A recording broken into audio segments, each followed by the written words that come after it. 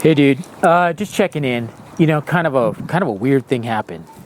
And the classic thing is like I was feeling all is groovy. I mean, I was like just in that mode. I was just feeling good about things. There was a lot of things going on, but also things happening in kind of somewhat chaotic but good ways, and like 2 or 3 different projects going at once, at different levels, and just stuff happening, moving forward, all that kind of stuff. And kind of in a little bit my thing where I kind of go into like a little bit of a, let's call it a poetic cocoon, where I kind of like try to listen to stuff that just, captures my imagination, or just kind of reminds me about the way to use words in certain ways, and their effect, and trying to distill things to the essence and all of that. So anyway, I've been listening to, in part because of the Kennedy Center honors, I've been listening to a lot of Joan Baez. And so I've been tripping out on that. Obviously, there's the intersection with Bob Dylan, which is actually really sort of kind of where I've been kind of focused in a strange way, because that song, Diamonds and Rust, which is about Bob Dylan, that she wrote and all that kind of stuff, that, in the song, he says your poetry wasn't very good and all that kind of stuff about her. And it's such a poetic song. I mean, it's like a brilliant song. And there's this quote that I tracked down I had never seen before. Maybe I kind of passed by, but where Bob Dylan's like, to just be in a Joan Baez song, it still, amazes me, or, impresses me, I think he says. So anyway, that song and her version of it, and there's this cool version of her 75th birthday when Judy Collins comes out and kind of helps her sing it, and just it's cool, Anyways, so that song's been in my mind, and I've been just, kind of thinking in those terms, because various things I'm working on kind of require that. And I've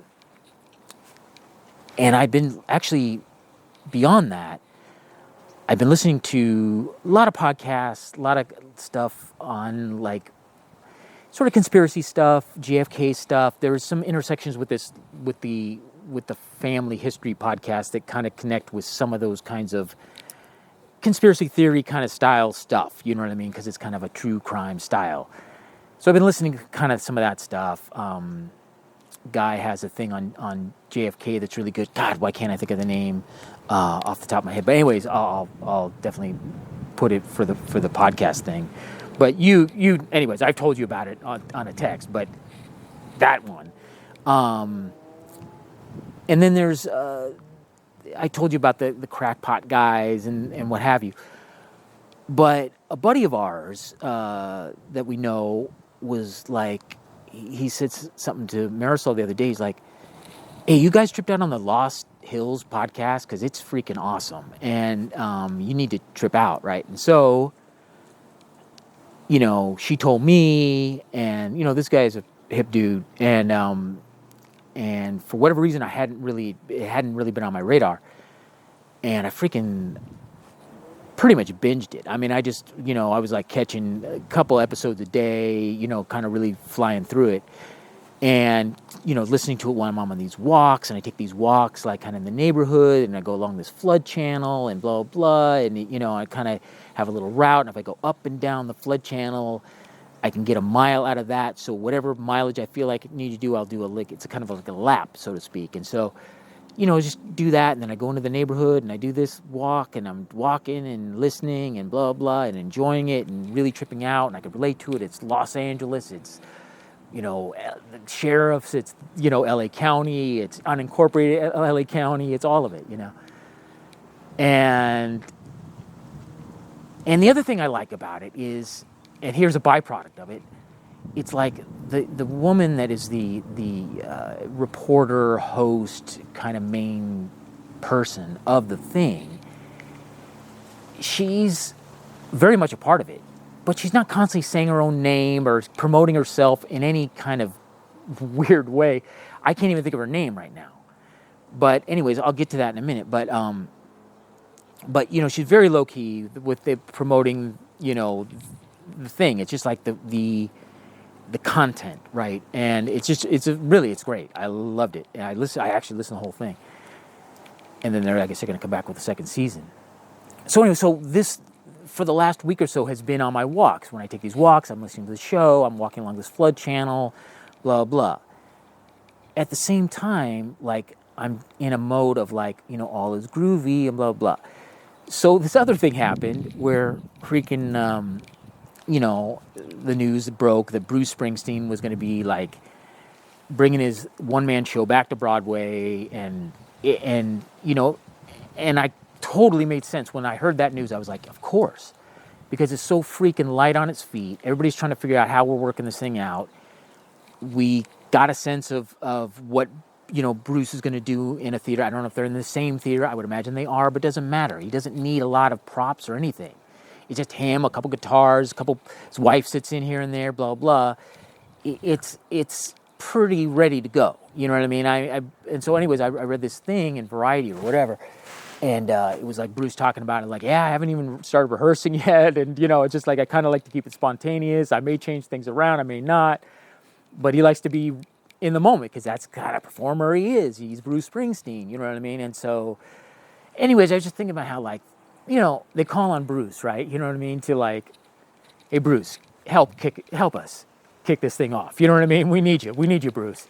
And he's there. You know what I mean? Bruce is a freaking team player. You may not like his music, you may think he's corny, you may whatever, but Bruce is a freaking team player. You know what I mean? And he just is.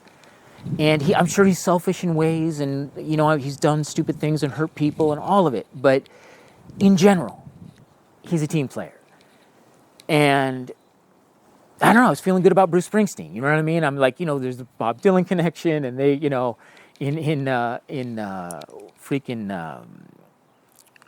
Bruce Springsteen's book, he calls Dylan the father of his country. You know what I mean?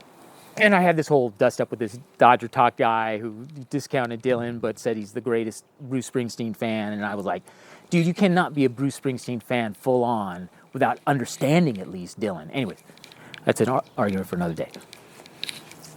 Point being, now I'm on a Bruce Springsteen thing, right? I'm kind of like, oh, I got Springsteen going here, So, all right. They mentioned in this thing, like, oh, Bruce has been really busy, and he's been doing this, he's been doing that, and he's putting out albums, and he's doing this, and, working with this person, blah, blah, and doing a DJ, show, where he plays music and talks a little bit, which when he first started doing, I was listening to him, but then I kind of fell off, and I didn't listen to I missed one or two, and then I just kind of fell behind, and I didn't listen because I had the satellite thing where I could listen to them, on demand or whatever. So I was like, fuck it, I on this walk, I don't have the Lost Hills thing anymore. I want something that's going to make me feel groovy more, I want to stay in the groove here. And Bruce, and, and he's going to play cool music, and it was like fans and bands, and it seemed like it was like stuff that influenced stuff, and it sounded like there was songs that he influenced other artists, and he was influenced by other artists, and just all the influence that happens. And I was like, oh, fuck, I am so in my groove right now. And so I go take this walk. I had to deal with this other thing, this other thing that came up at work, and we had to kind of deal with it and blah, blah, at the workshop. So all that was resolved, and we were moving forward. And I was going to take this walk. I got home, fairly reasonable time. I was going to take this walk. Listening to Bruce Springsteen do his DJ thing. He's playing cool music. I'm this song by a guy that was from The Replacements, and I can't even think what song it is, but it was just like, yeah, this is fun. I'm doing this kind of power walk thing or whatever. So what I do is I generally walk in the neighborhoods, along the sidewalk or whatever, which is kind of, you're out in civilization. But you get on this flood channel, it's like a bike path / little dirt path that I use because I like to walk on the dirt path thing. And it's literally, there's a chain link fence, and then there's like maybe a 15-foot drop off to the bottom of this flood channel. And then, depending on where you are, there are going to be like maybe backyards of people's houses, or they're going to be like, weird fencing because there's something going on, including a grammar school that's right there, the school that my mom had gone to. So when I'm about 100 yards out, like, I see there's a guy walking the other way. And the thing is, and I forgot to make this point about the Lost Hills thing. One of the key points of the whole freaking thing is how random these acts of violence can be that people get caught up in sometimes. I mean, sometimes it's literally you are in the wrong place at the wrong time. That's what it is. It's not, you didn't do anything. You didn't piss anybody off directly. They have an agenda. They want to hurt somebody, and you are in their sights. And so here was this thing where I'm walking towards, basically I'm walking along the parking lot of this school, and they have a big fence, like a 15-foot fence, chain link. There's a bike path, and there's the dirt path that I'm walking along the chain link fence of this flood channel. And I see this guy kind of walking, and he was kind of throwing out his arms, kind of like looking ready for a fight, not wearing a shirt. So, when we were kind of locked into each other's radar, you know what I mean? Like when the Navy was on that UFO thing, you know what I mean? They lock in. When you kind of lock in, like, okay, this person's walking towards me, I'm walking towards them, we're going to be passing each other. There's going to be some interaction. The idea that it not being any interaction seems unlikely at this point. You know what I mean? I see him. He's got no shirt on. He's got a backpack on. All this stuff is becoming clearer and clearer as I get closer and closer. He's definitely like well built. Looks like a guy that maybe just got out of prison. Like he's kind of jacked up. He just had kind of that vibe, right? And so, but he also seemed like maybe he was high or whatever he was. And so we start walking past each other, and then he kind of like nods at me a couple of times, and I'm like, hey, he's like, what the fuck did you say? And, I'm like, no, I didn't say anything, and he's just like, fuck you, and, the white guy, and this, that, and the other thing. I mean, just going off. Now, I have just kind of kept walking. You know what I mean? I'm like walking. I walk at a fast pace because it's kind of a cardio thing that I do. So, like, I'm moving, and I'm moving in a forward direction. Not changing my pace, but certainly not slowing down. And I'm just going. And it's like I could really feel like the fight or flight thing happening, where it's like, okay, let's go over the reality of the situation.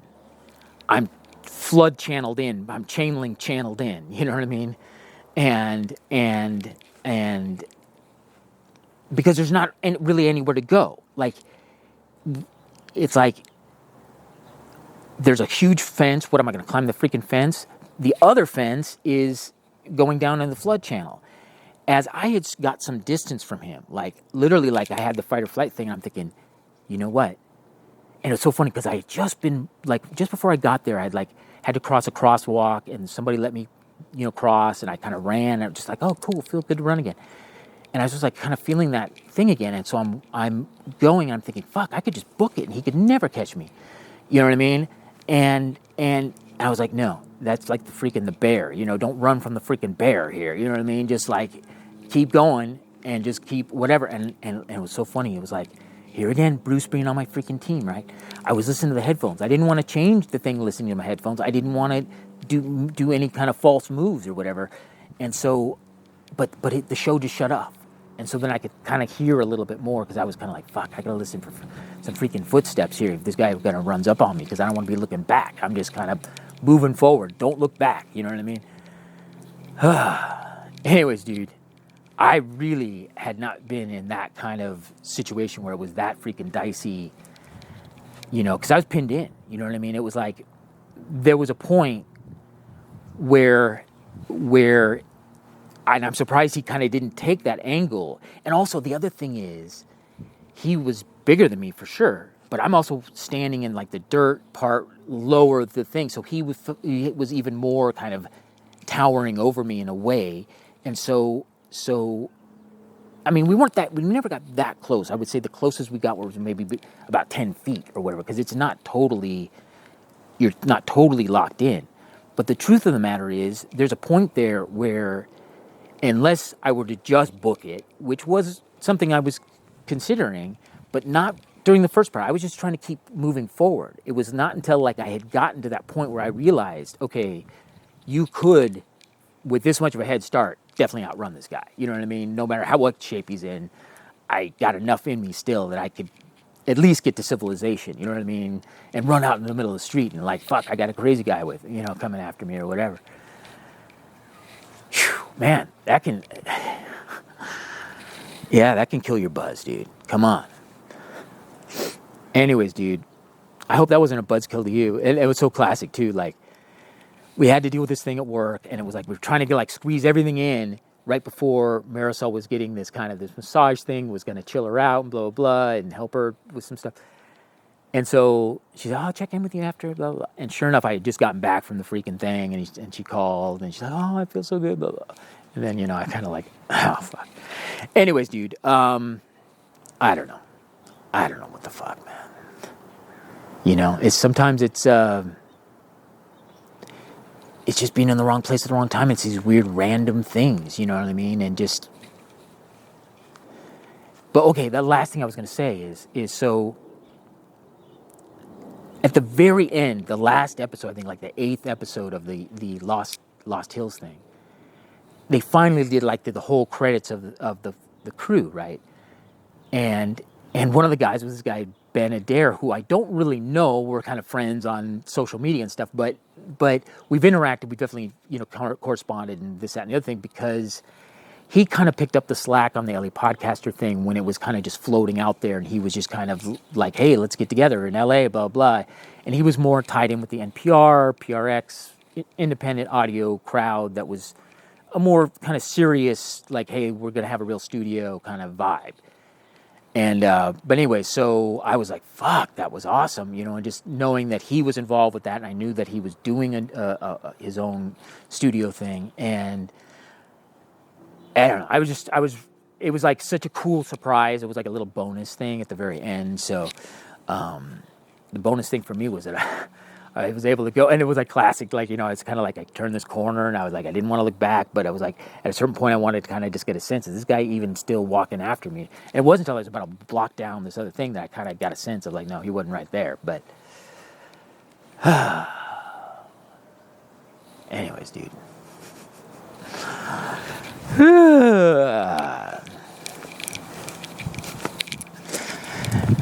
No matter what was going to happen, it wasn't going to be pretty. Whoever was going to win that fight, the other guy was not going to look good.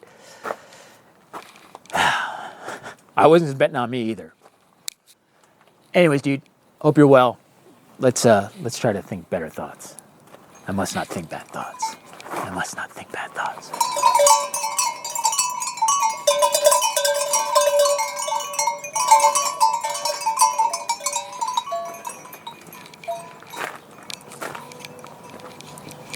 See if we can get some birds.